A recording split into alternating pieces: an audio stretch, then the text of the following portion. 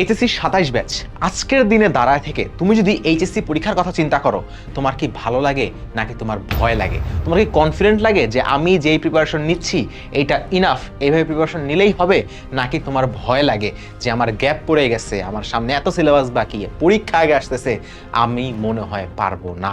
তোমার কি ভয় করে নাকি তুমি কনফিডেন্ট হও? আমার বিশ্বাস 90% স্টুডেন্ট শিক্ষার্থী তোমরা এখন ভয়ে ভুগতেছো। পরীক্ষা কখন হবে, ডিসেম্বরে নাকি এসএসসি, আমাদের এইচএসসি কখন হবে, আগে হবে নাকি পরে হবে, অনেক চিন্তা ভাবনা, অনেক ভয়। আমি তোমাকে পারভেজ ভাইয়া এই কথাটা দিতে পারতেছি। এই ভিডিওতে তোমাদের সাথে আমি যেই কথাগুলো শেয়ার করব, গাইডলাইনগুলো তোমাকে দিব, তুমি যদি ভাইয়া এই ভিডিওটা মনোযোগ দিয়ে দেখে এগুলো তোমার লাইফে অ্যাপ্লাই করতে পারো, আই ক্যান গ্যারান্টি তুমি এইচএসসি পরীক্ষা দিয়ে এসে আমাকে থ্যাংক ইউ দিবা। তুমি এইচএসসি পরীক্ষা দিয়ে এসে বলবা, ভাগ্যিস ভাইয়া আমি আপনার কথাগুলো শুনছিলাম।